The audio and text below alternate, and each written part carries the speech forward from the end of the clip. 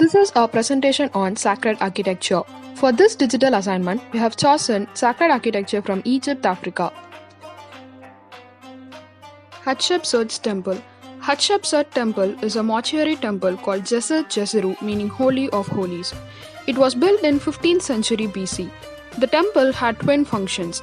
In its east-west axis, it served as a mortuary temple with god Amun's sanctuary. In its north-south axis, it served as a royal cult temple depicting the life cycle of the queen. The queen joined all the dots through architecture that will reflect herself as a powerful and capable ruler. The entire structure faces the 8th pylon in Karnak temple contributed by Hatshepsut. The temple is located in Upper Egypt, opposite to Temple of Karnak, in the cliffs of Deir el-Bahari, Valley of Kings, Africa.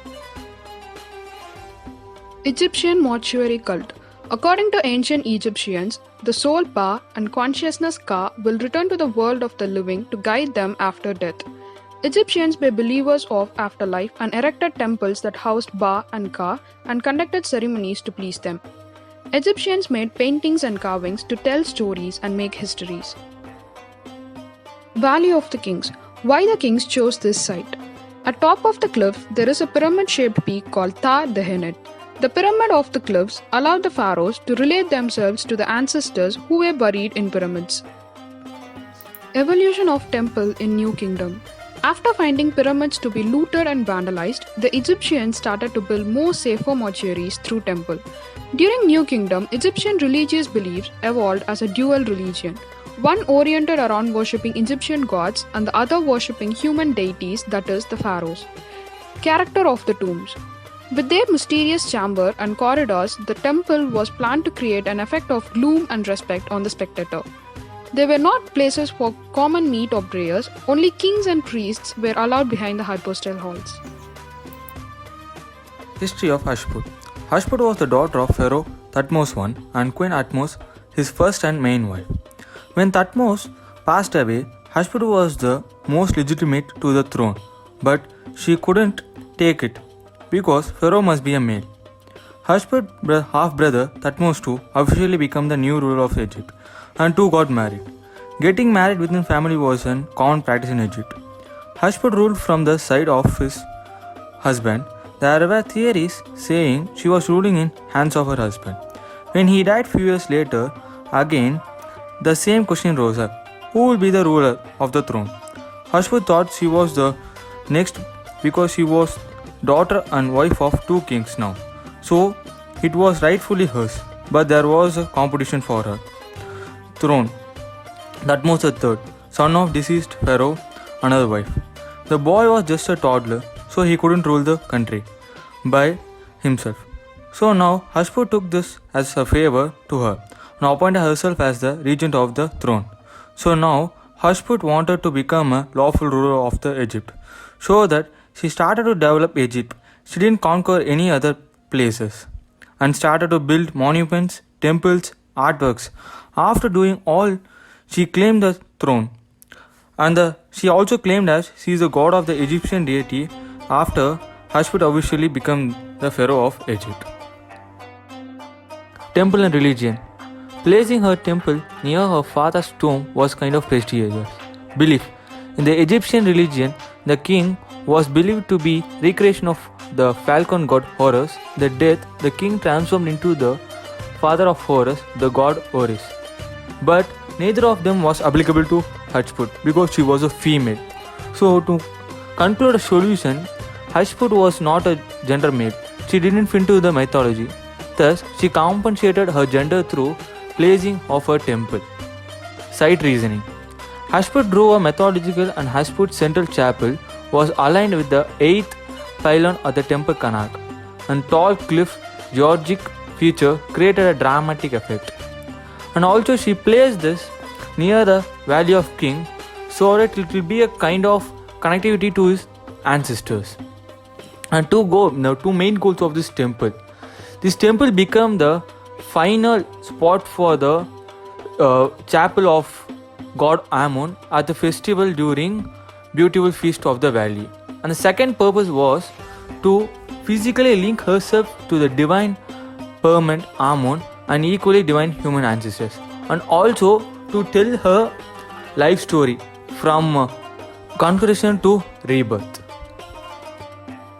Uses. They used this temple for the celebration of deaths. The sacred barks of Aman and other statues are brought to the temple and offered offerings on the festival day and left them back to Karnak temple, which is on the other side of the Nile river. The beautiful festival was endpoint of Sanctuary of Aman in Hatshepsut's temple. Coming to legitimating the queen's roles. This temple portrays the life cycle of the pharaoh in such a way the queen legitimated. She made people to make paintings to show that both her parents are from royal families, so she was also royal.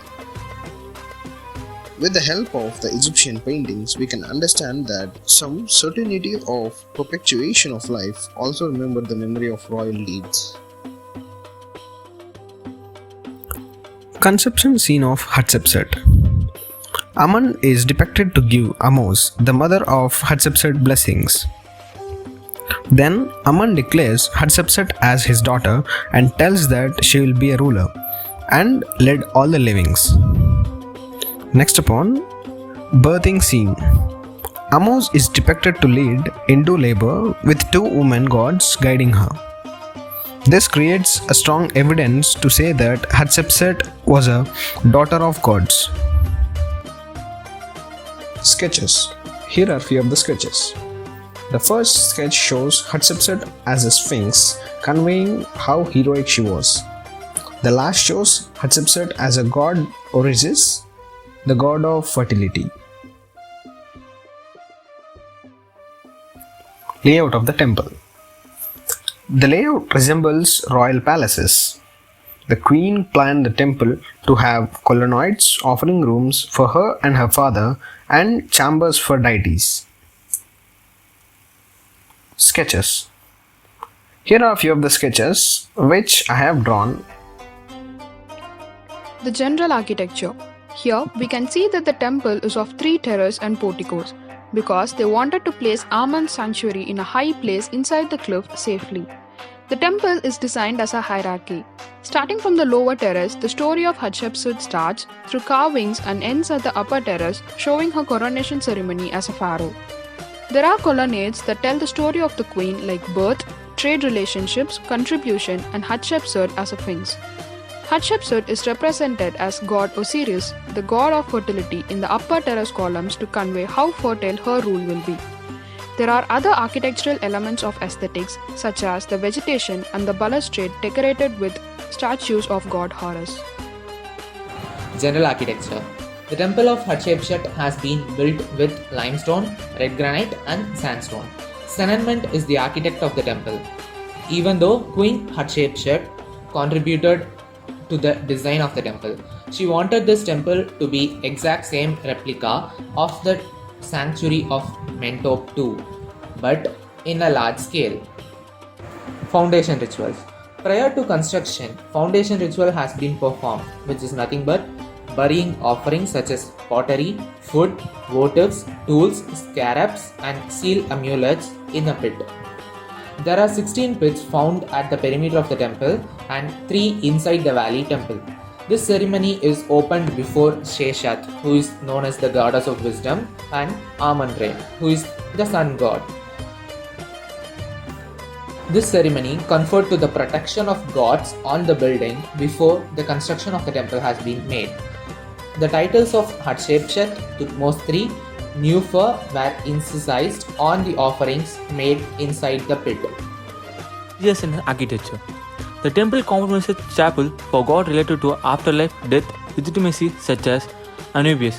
Anubis was a jack-headed deity who presided over the embalming process and accompanied dead king in the afterworld.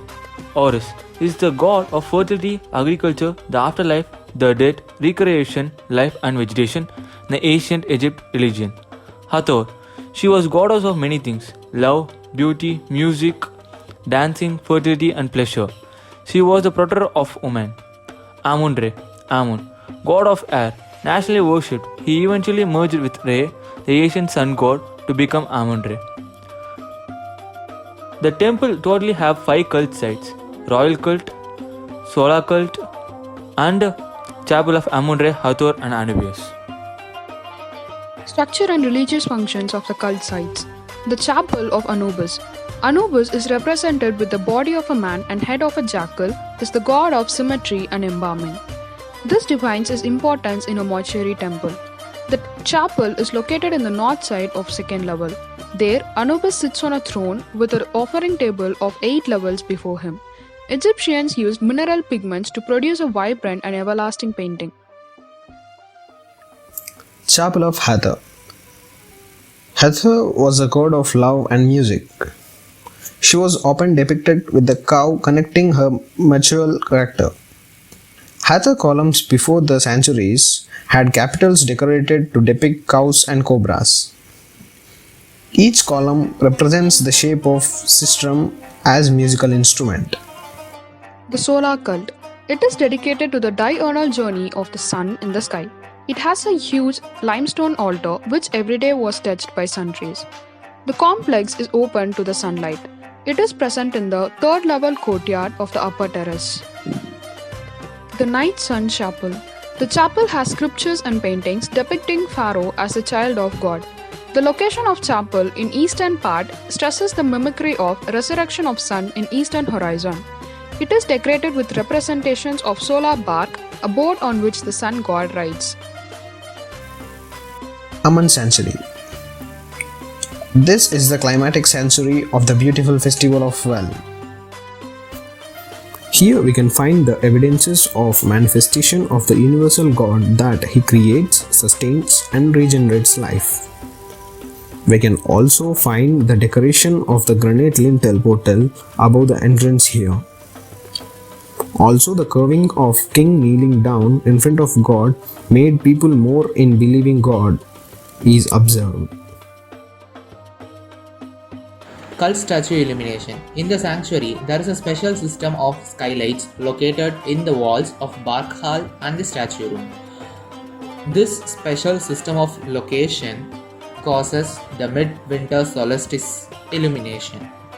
This illumination happens because of the orientation of the temple, which is towards the east-west axis of the sun. It happens twice a year, once during mid-November and the other during mid-February. Luminous flux was precisely directed through a narrow slit of the Bark Hall. This phenomenon is known as light box, and this is enough to illuminate the eyes of Amun-Re, although no statue was found inside the chapel presently. This illumination by sun rays in the face of Amun-Re symbolizes the rebirth and revitalization of sun god. Destruction of the temple. The state of the temple has suffered over a time. Evidences of clearance of Hatshepsut's history from the temple has been recorded. This is due to the order of Thutmose III, who wanted her to be eradicated from Egypt's history. Reasons for this vengeful act. There are probably 3 reasons which is considered to be satisfying. The first one is that a personal grudge appears between Thutmose III and Hatshepsut, as Thutmose III waited 20 years to act as a prince. The second one is that Hatshepsut was the first female pharaoh, and the female kingship was an anathema to the ancient Egyptian society.